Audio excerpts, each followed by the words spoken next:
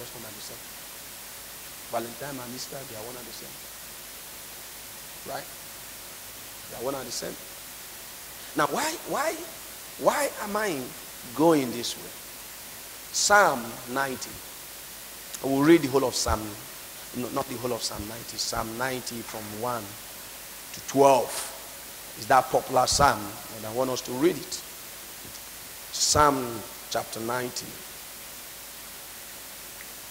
Please, for all the scriptures we'll read today, please read. Psalm 90. He said, Lord, you have been our dwelling place, all generations. Before the mountains were brought forth, or ever you had formed the earth and the world, even from everlasting to everlasting, you are God. You turn man to destruction and say, return, O children of men. For 1,000 years in your sight are like yesterday when it is past, and like a watch in the night. You carry them away like a flood. They are like a sheep. In the morning they are like grass which grows up. In the morning it flourishes and grows up. In the evening it's cut down and withers. For we have been consumed by your anger, and by your wrath we are terrified. You have set our iniquities before you, our secret sins in the light of your countenance. For all our days have passed away in your wrath. We finish our years like a sigh. The days of your days are 70 years. That's what I want us to pay close attention. And by reason of strength, they are 80 years. Yet their boast is only labor and what sorrow, for it is soon cut off and will fly away. Who knows the power of your anger? For as the fear of you, so is your what? Wrath. So what? Teach us to do what? Number our days, that we may what? Gain a heart of wisdom. I like the way King James put it.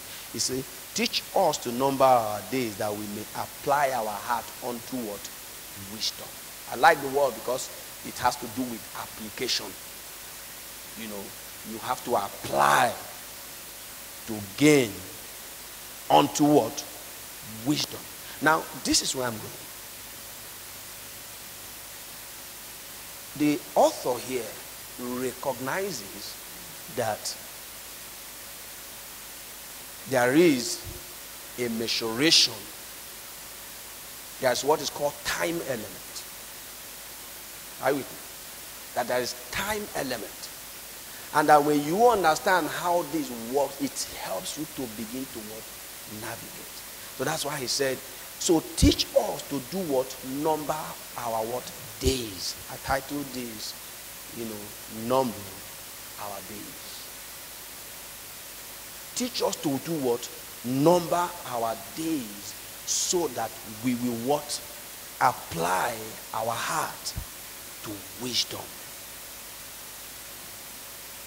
So, from the time before ever this was written, man has always attempted to do what? To number days. Are you with me? Man has always what? Attempted to do what? To number days. To create. You see, the world works.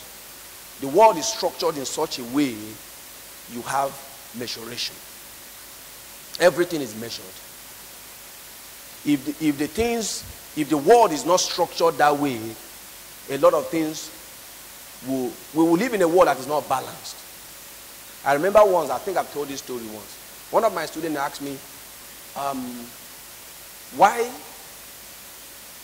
is it that, I'm trying to remember the way she framed the question. And then when I was answering her, I said, if it is not, no, she said to me, why is it that we agreed that the dash sign, for instance, is what is accepted as minus sign?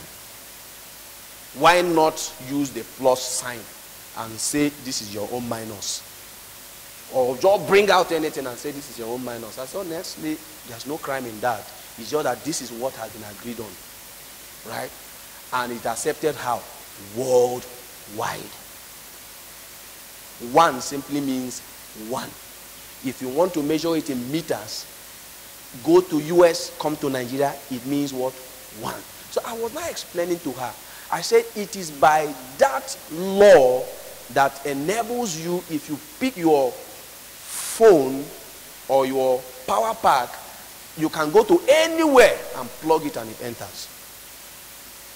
I don't know if I'm making sense. If you bring this behind here, you take this thing and you put it there, it will enter. Why? By the law of measuration. Because it is what? Standardized. It has been agreed that if you have a 3-pin plug, 1 pin, that it must be by this length. Anything shorter than that, it will not enter. Anything longer than that, it will not enter. Am I making sense? So it is a law that governs humanity. So if you invent your own, you have to build your own hardwares. You say my own will be bigger. Even those ones that are, there are one with slimmer mouth, right? So you push it into another one to put. If you bring it in and put, it will not enter. Why? Because there is a shift in what has been generally agreed. Now I'm saying this because the same thing is applicable to what? Time. So you measure time, you measure life. So this guy here said, help us to understand how we can number our days. And when we understand how that operates, right? When we understand how this numbering system operates, then we can do what? Apply our heart to what? Wisdom. Excuse me. And this numbering system has always been, man has always tried to improve on it to make it what? Perfect. That's why, there was a transition from what we call the Julian calendar to what we use now, the Gregorian calendar. Are you with me? This, what we are using presently, what we call the time we are using now, has always been here. Right? As a matter of fact, there are other calendars. You have the Chinese calendar, you have the Hebrew calendar, you have the Ethiopian calendar. In fact, I think Ethiopia by this January, that's when they are, their own Christmas, I guess, something like that, or whatever. The reason for the Gregorian calendar is because they worked on it. It's an improvement from the Julian calendar. They worked on it such that the errors of the Gregorian calendar will be, the Julian calendar will be highly, highly minimized. Right? Because by the time the Gregorian calendar was adopted, the world moved from 4th of October to 15th of October. 10 days. So you just wake up in your calendar. Today is what? Is today 15th or 16th? 16th. And then tomorrow will now be 26th. That was how, that margin was corrected. So whether it is by Greg or by, even in our villages, our forefathers also had calendar. They worked, at least I know that. Why? Because I looked at this, when I was looking at the Gregorian, I saw Igbo calendar. Right? And in it I discovered that there are 4 days that make up a week in Igbo calendar. They are 4. Eke, Nkwo, and okay. There are 4. Okay? And there are 7 weeks that make a month. 7 weeks, sir. Not 7 weeks that make a month according to Igbo calendar. And there are 4 days that make a week. Are you following? And for when I was growing up, my grandmom would say something. It's today I actually understood what that my grandmom would say is Afonso. I didn't understand what that is until today. Because number one, the Afo and the other ones is not Monday and Tuesday. It doesn't have a specific day. Do you understand? It doesn't have a specific day. So it's more like market days, right? So this is what happens. When the what do you call them? The missionaries came and introduced the concept of Sunday as a day of worship, it became a holy day. Right? It became a holy day. So when they are four or a K or whatever now falls on Sunday, they call it Afonso. Afonso means that which is holy. So that day becomes a holy day. If it is a market day, most Christians won't go because it's a holy day. Just like you're saying Sabbath. Do you understand that? It is from there they begin to talk about the New Yam Festival and the rest of. So man has always lived by the principle of timing. By the principle. So there has always been, before the Gregorian calendar, there has always been New Year's. Are you following me? There has always been New Year's. So the Jewish calendar started operation within a calendar. Exodus chapter 12. God said to them, to you, today will be to you the beginning of what? Your month. So whatever calendar you were operating before now, so this is the new one for you now. So that was how the Jewish calendar started. And it follows the trajectory of festivals that we have treated here. It runs for according to Jewish calendar, after 7 months, New Year. Do you understand that? So, by the time the writer here was saying, help us, teach us to number our days so that we will do what? Gain or a heart of wisdom, or we'll learn how to apply our heart unto wisdom. It's because he understands the concept of time.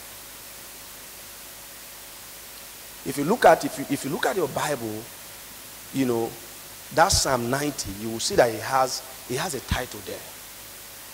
God's, check.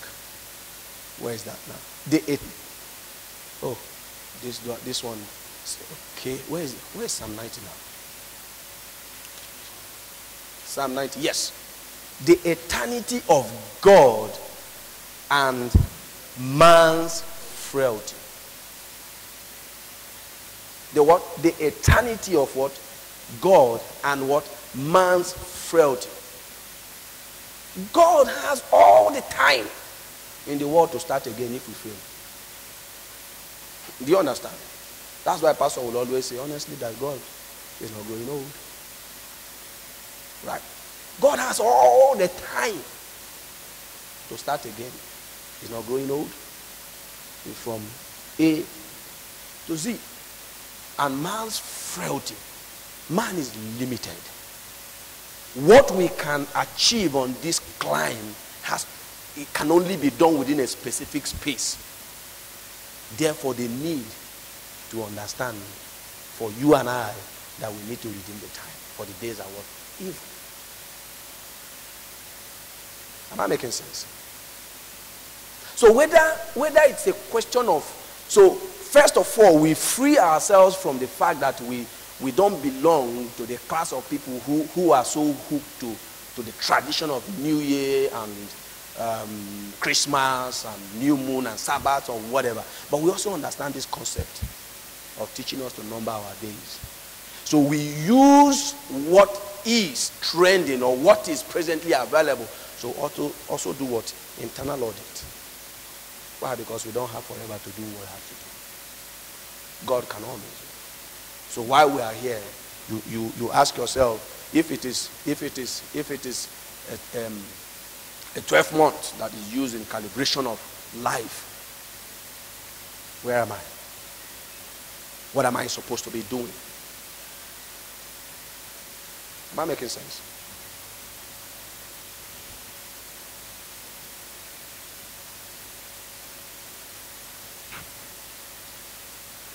Oh no.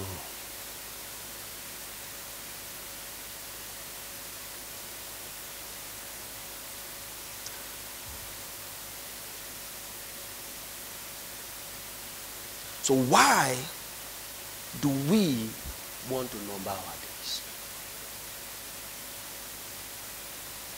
So that we will apply our heart to what? Wisdom. When you say you apply your heart to wisdom, is there a mental picture? What does it look like? Are you with me?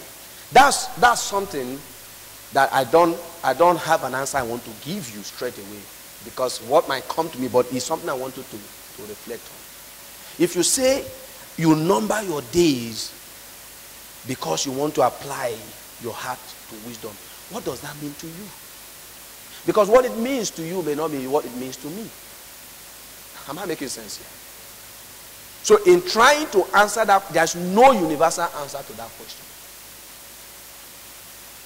Right? There's no.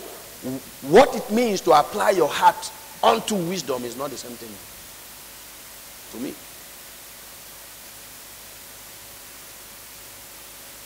Man is limited. God has all the time to do what he wants to do.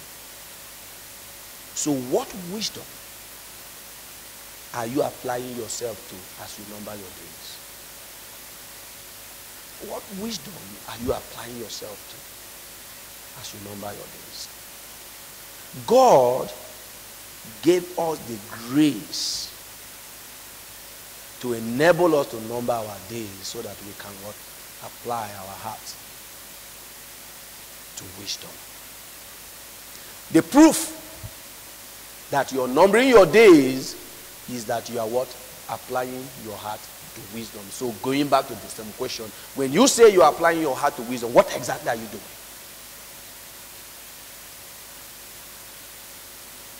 It's a question I want you to find an answer to. When you're applying your heart to wisdom, what does that look like to you?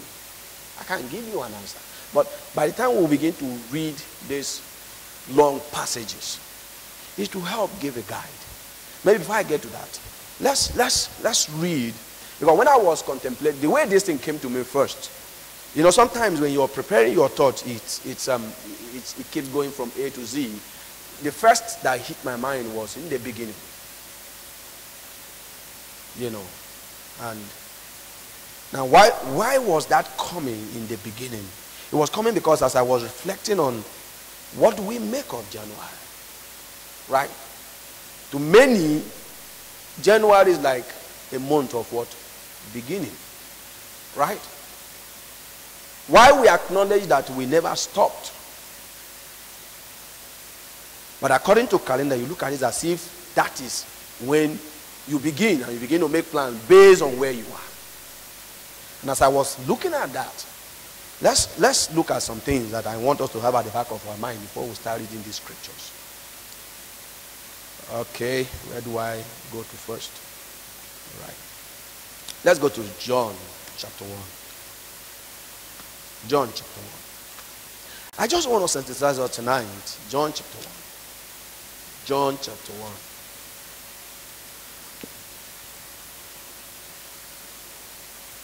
John chapter 1 says, in the beginning was the what? The Word. Now, what I'm sharing is more or less like a personal experience, or some things that I am contemplating, some things I am reflecting on, some things I am thinking about. Okay? He says, in the beginning was what? The Word. And the Word was with what? God. And the Word was what? God. He was in the what? Beginning. With God. He now says that all things were made through Him. And without Him, nothing was made that was made. So when you begin to think about a month like January, when people make decisions about this or that, when you say in the beginning, if you have to rephrase that and say in the beginning, is there God in it? Are we here? Is there what? God. Let's go to 1 John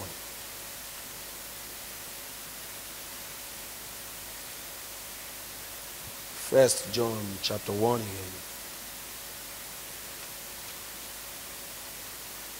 It says, that which was from the beginning, which we have what? Heard, which we have what? Seen with our eyes, which we have looked upon, and our hands have handled concerning what again? The word of life. It was always where? In the beginning. Now straight away,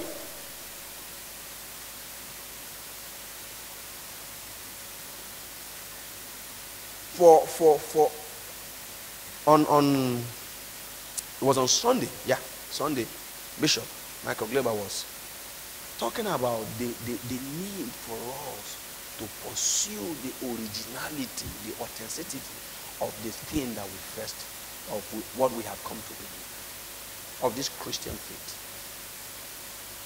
Are you with me? The originality of it. The need for us to go back, he said, because he read from Jude, he said, because certain men, certain attitudes, certain lifestyle, somehow they have crept in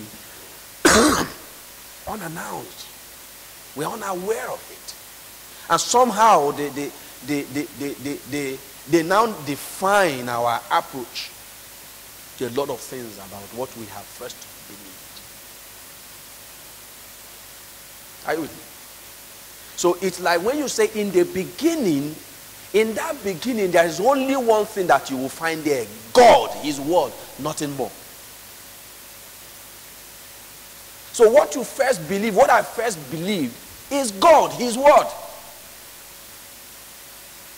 But somehow, somewhere along the line, this liberal movement just came in, and God or His word has become second.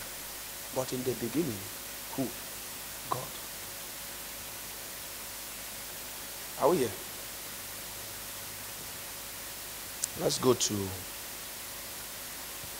I'm sharing this thought because it's going to be a battle of will. It's going to be a battle of will. Because I'm saying this not because I'm saying this, and when I say it's a battle, because I'm saying it out of experience. Not because it sounds nice. When you make up your mind to say that in the beginning, God, in the beginning was the Word, and that is the way you want to live your life going forward, that you want to pursue meaning. You want to pursue originality. You want to pursue God. It's not going to come easy. Oh, there will be very legitimate reasons why that can't happen. Trust me. Very legitimate reasons why that can't happen. So in the beginning, Genesis chapter 1.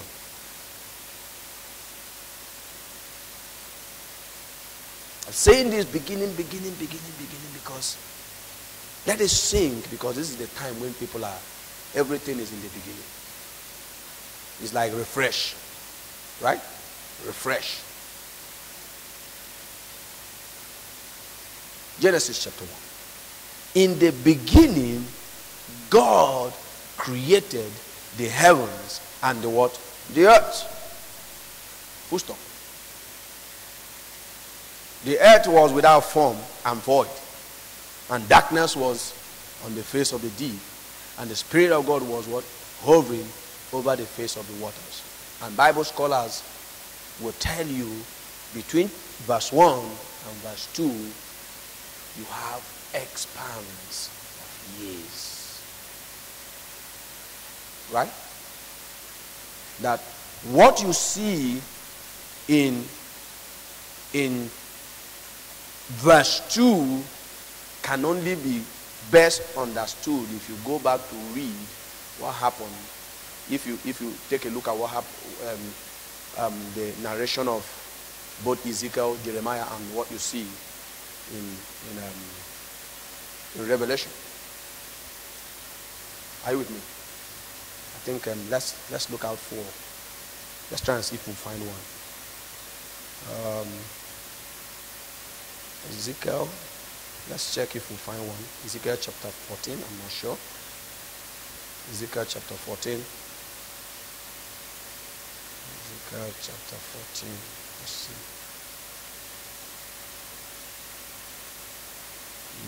I'm looking for the place where how you have fallen, oh morning star.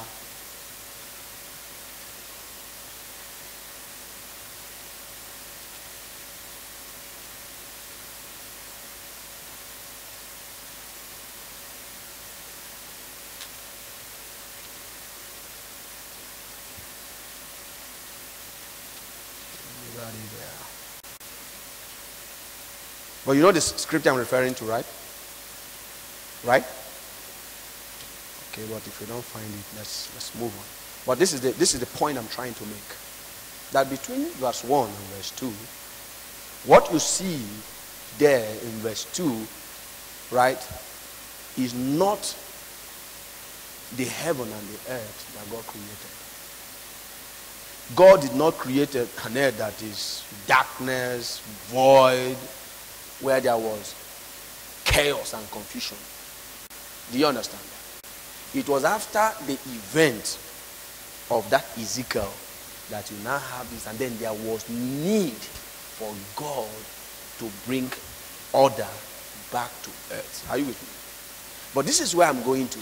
That in the beginning, God.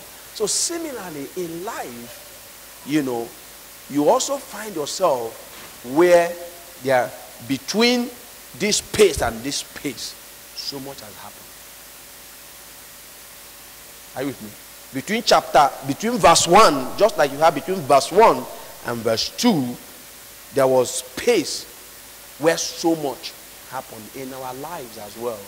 We also find ourselves where you can look at, can say, between this transition of this year and into this, that space, so much happened. And there is need for me to bring myself to a point where I begin to do more or less like God recreating the earth. And the Bible said that God said, let there be light, and there was light. God said, let there be. So God got involved in the process of recreation. So we find ourselves in that place too, where we see it and then evaluate 2018, and we come into 2019, we want to breathe a fresh breath upon our lives. Am I making sense? Hello? Am I making sense? So many times in the month of January, that's where people find themselves. Where they want to exercise, they want to make decisions, there are things that are, they are there in the realm, in the imaginary world, but that's what they want to happen. That's what they want to pursue. That's what they want to create. That's the kind of picture of a home, of a person, of a career that you want to happen. But like I said, when you look at that, it says in the beginning, what? God. God. So what we're going to do now is that we're going to read. Please don't get tired, right? Just follow closely, read every line of it, let it sink, let it make meaning. Probably when you get back home, you want to read it again. You want to read it again. So the proof that you are numbering your days, that you are what? Applying your heart to what? Wisdom. You are applying your heart to what? Wisdom. So wisdom. You are applying your heart to wisdom. Is wisdom tangible? Is wisdom an article? Is wisdom set of rules and regulation? Is it a principle? This wisdom you are applying your heart to. Who, what, which? How do you want to explain it? What concept is it? And that's what I basically want to read out. Proverbs chapter 8.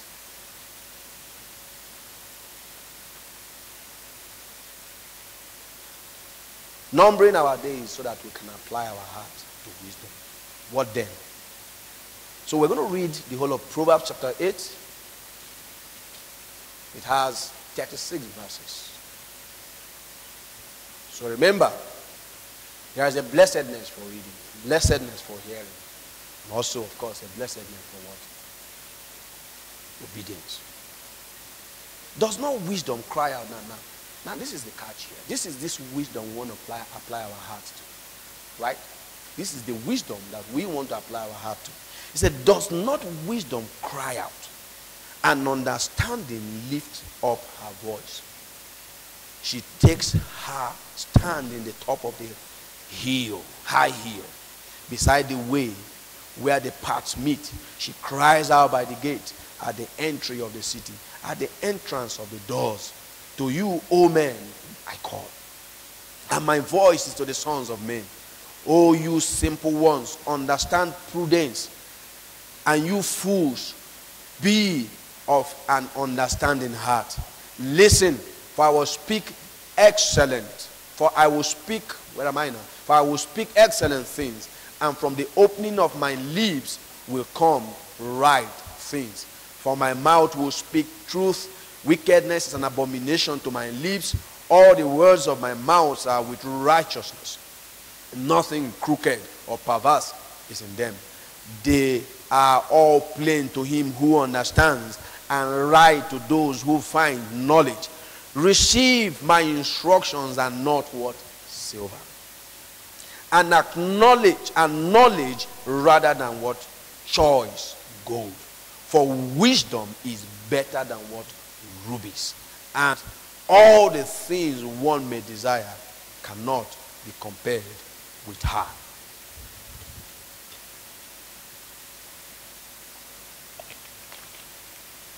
From 12.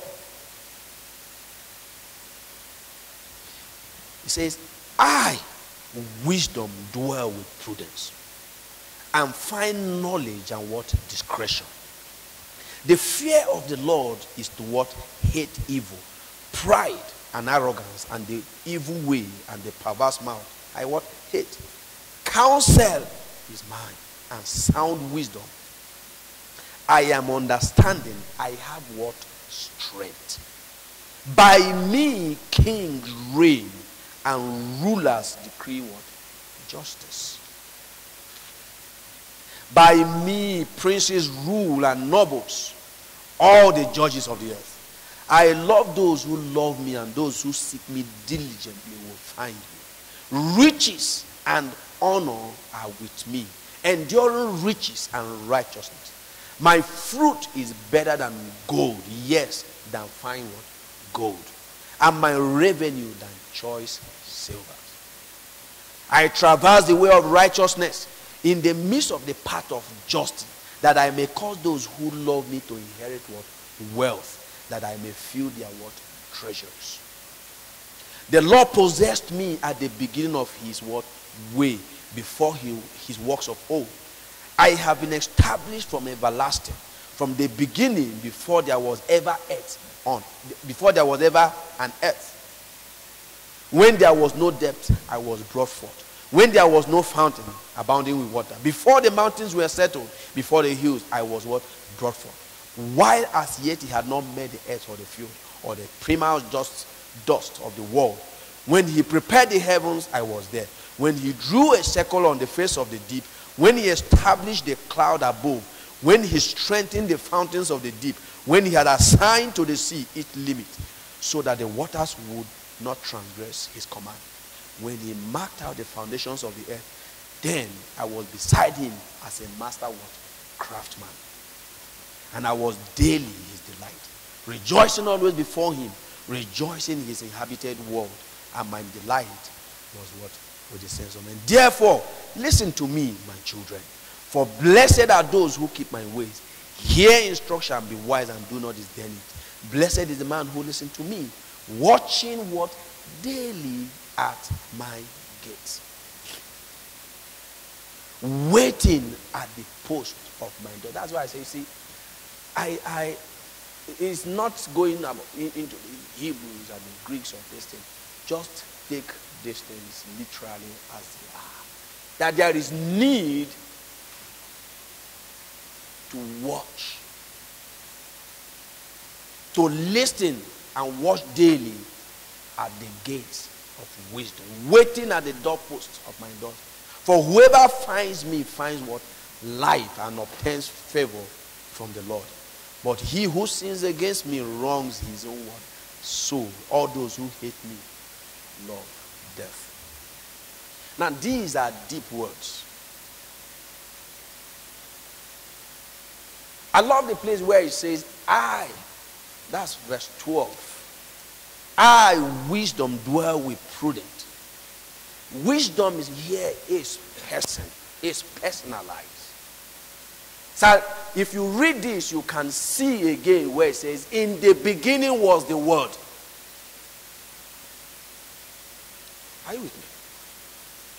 And the Word was with God. And the Word was what? God.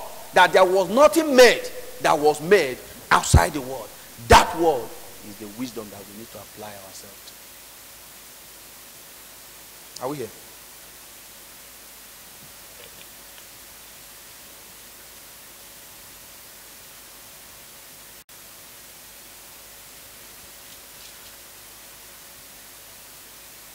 Say, blessed, 34, is the man who listens to me, watching daily at my gates, waiting at the doorpost of my door, at the post of my doors.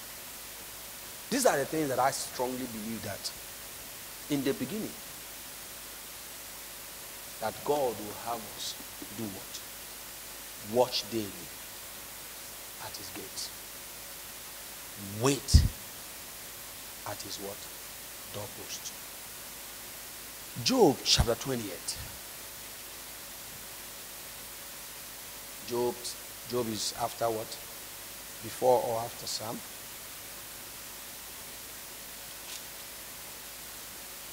Job 28.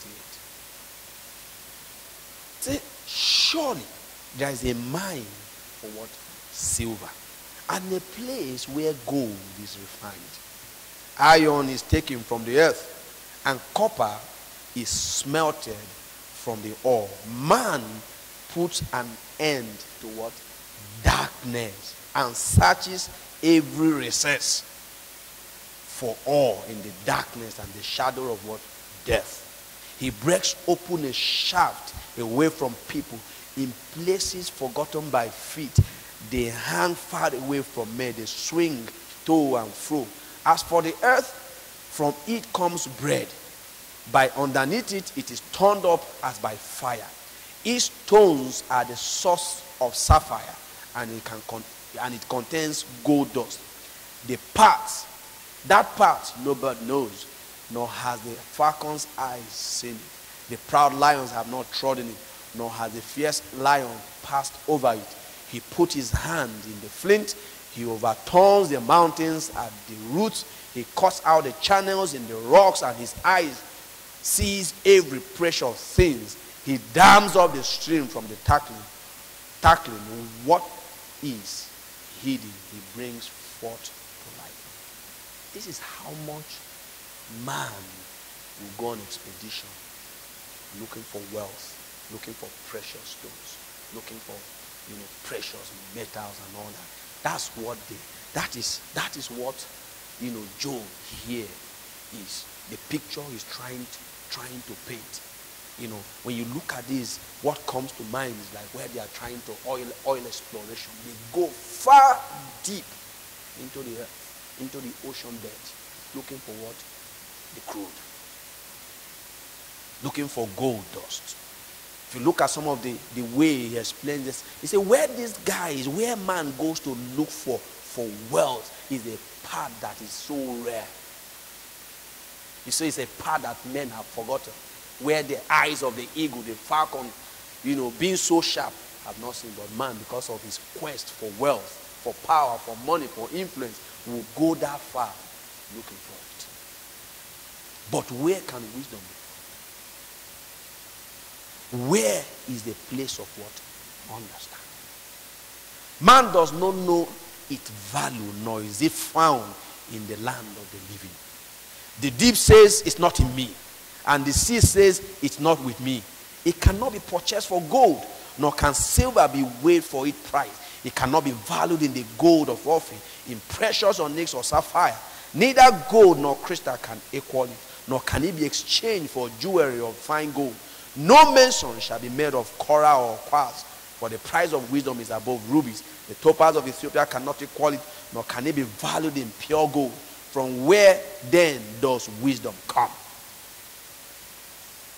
And where is the place of understanding? It is hidden from the eyes of all living and concealed from the birds of the air. Destruction and the death says, we have heard a report about it with our ears. God understands its ways. In the beginning, God. He knows its place. For he looks at the ends of the earth and sees under the whole heavens to establish and weigh for the wind and apportion the waters by the measure. When he has made a law for the rain and a path for the thunderbolt, he saw wisdom and declared it. He prepared it. Indeed, he searched it out. And no man, and to man he said, behold, the fear of the Lord. That is what? Wisdom. And to depart from evil is what? Understanding. So here you see Job painting a picture of how man can go far in search of gold, precious things, breaking the earth, going far, looking for these things. Where then can wisdom be found? Are we here? Let's keep moving.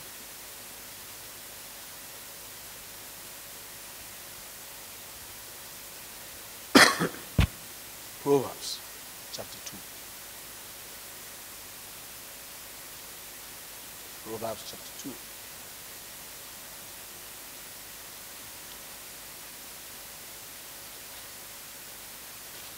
Proverbs chapter 2.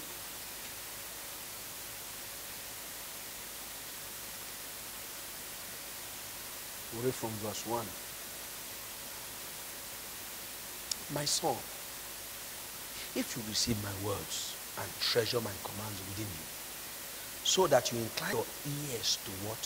Wisdom, and apply your heart to understand. Yes, if you what? Cry out for discernment and lift up your voice for understanding. Now, you look at these and then put it side by side with how much man will put in search of silver and what? Gold. If you seek her as silver and search for her as for hidden treasures, then you will understand the fear of the Lord and find the knowledge of God. For the Lord gives wisdom. From his mouth come knowledge and understanding. He stores up sound wisdom for the upright.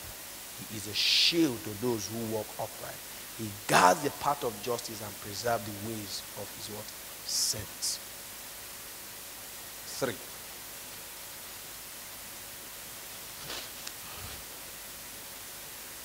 Chapter 3. 15. Chapter 3 from verse 13.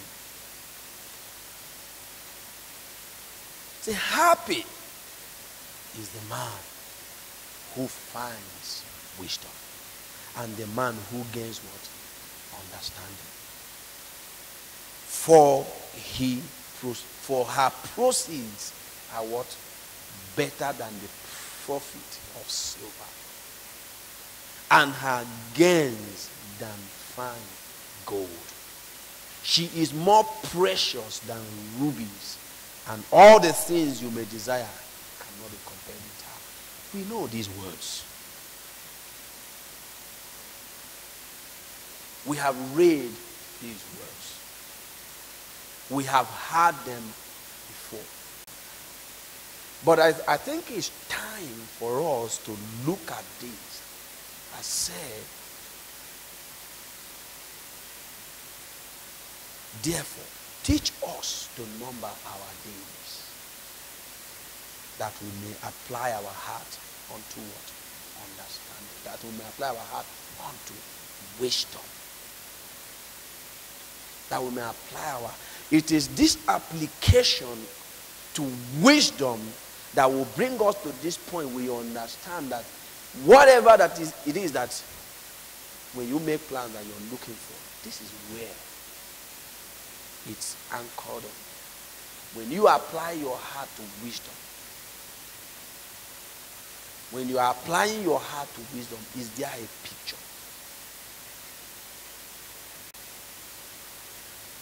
4, we read from 1 to 9. That's the last one. Hear, my children, the instruction of a father, and give attention to know understanding. For I give you what? Good doctrine. Do not forsake my law. When I was my father's son, tender and the only one in the sight of my mother, he also taught me and said to me, let your heart retain my words. Keep my commands and live. Get what? Wisdom. Get understanding. Do not forget, nor turn away from the words of my mouth. Do not forsake her, and she will preserve you. Love her, and she will keep you. Wisdom is the principal thing. Therefore, what? Get wisdom. And in all you're getting, get understanding. It says what? Exalt her, and she will what? Promote you. She will bring you honor when you embrace her.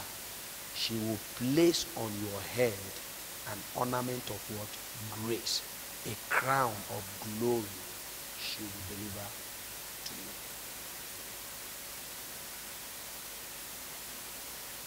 you. Wisdom, from all the scriptures we have read, especially if you look at the one in Job, said, you cannot equate wisdom with silver and gold.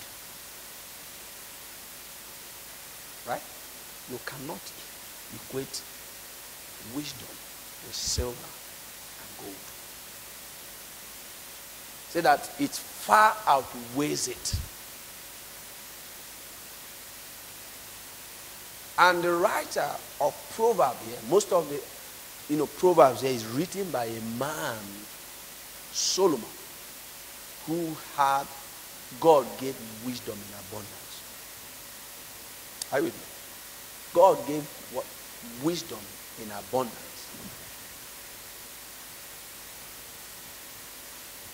And by wisdom, he became wealthy. So teach us, God, to number our days so that we will do what? Apply our heart into what? Wisdom. Understanding that from time immemorial, man has always lived by this concept of understanding, numbering our days. That when we understand this, there's only one way, one thing that is expected of us to do, is to do what? Apply our heart to what? Wisdom. That's my thought tonight. That's why I said I will, after painting the scenario, I will take my time to read this. It's not about the Hebrew or listen, just the literal meaning of these scriptures we have read.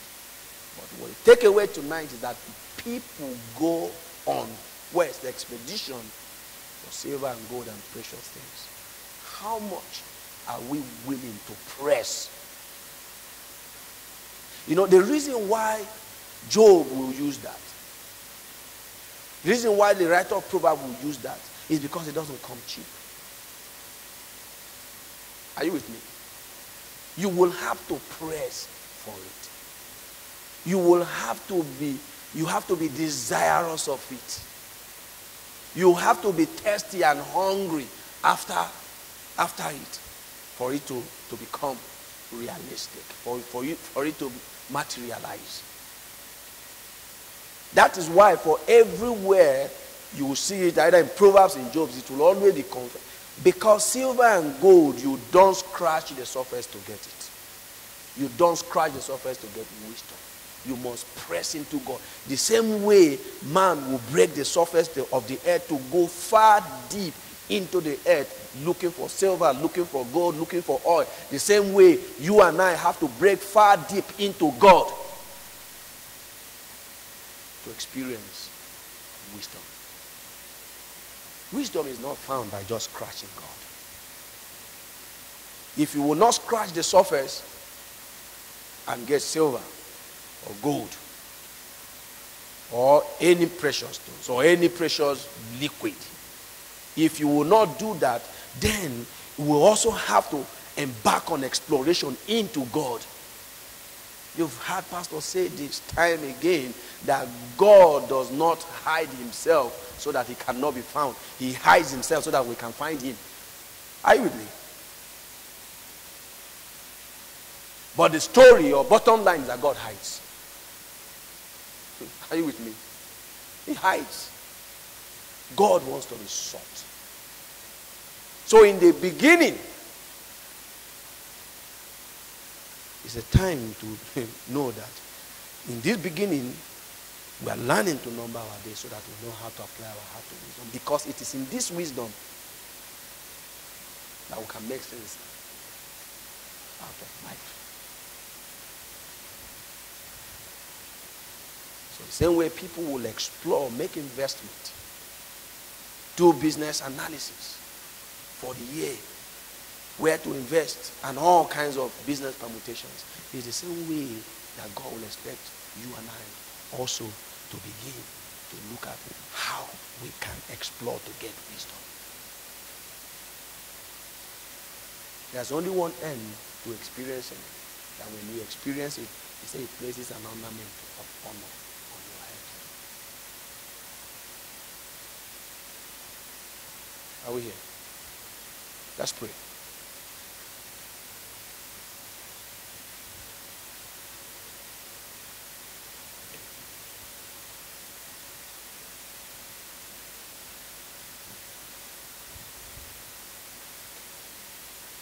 Gold, silver, precious stones are not found at the surface. They are buried thousands of miles beneath the earth's surface. Thousands of miles beneath the earth's surface. People invest fortune, energy, time, skill. They acquire skill in search that will enable them to search out for silver and gold, because it is hidden far away from the surface. Wisdom is buried in God. Wisdom was with him at the beginning.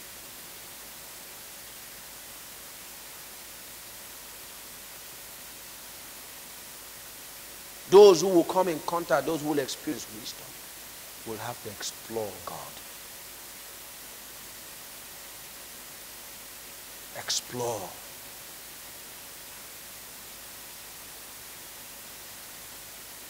Wisdom exploration. Wisdom exploration. Wisdom exploration. How far?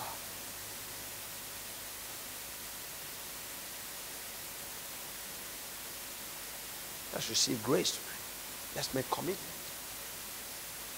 In the days when it is no longer commonplace for people to pursue meaning, to pursue originality, to pursue that which is authentic, that's when God is calling us. And when he speaks his word in this place, we go with it all the way.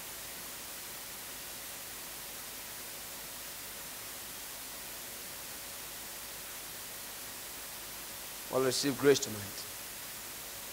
We'll receive enablement. Lord, we know it's not by power. We know it's not by might. But we understand that your spirit enables us. By your spirit, we're enabled to explore the wisdom that is tucked away in you. Therefore, help us to number our days. Help us to number our days. so that we can effectively begin to apply in our heart, explore wisdom. Explore wisdom. For a soul to be without understanding, for a soul to be without wisdom, the Bible says it is not good. It is not good. It is not good.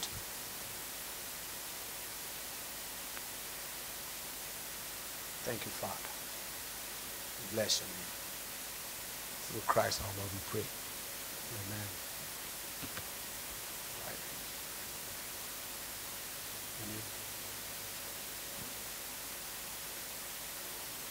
Okay, so let's be here on Friday to pray. Elder said something on Sunday. He said that, that I've forgotten the way he put it, but he trying to paraphrase that. He says that Friday will reflect our attitude when it has to do with prayer or something like that. It is those who don't need God. Those are the ones that say we don't need God. Until the church gets back to a point where prayer is part of our everyday living, everyday life. Because right now what we do is when it is convenient for us, we come. When it's not, we don't come. No.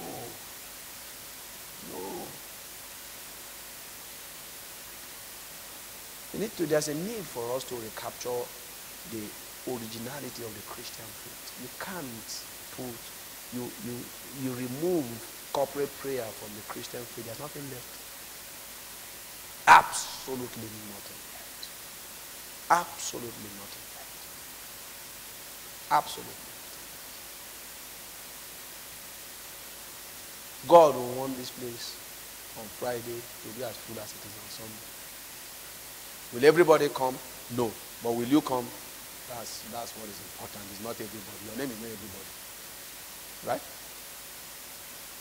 Let's reinvent ourselves and get back to that point where we need, there's a vibe, that energy that comes when we'll come together to pray. All right. Good night. Yeah, Sunday is an open house.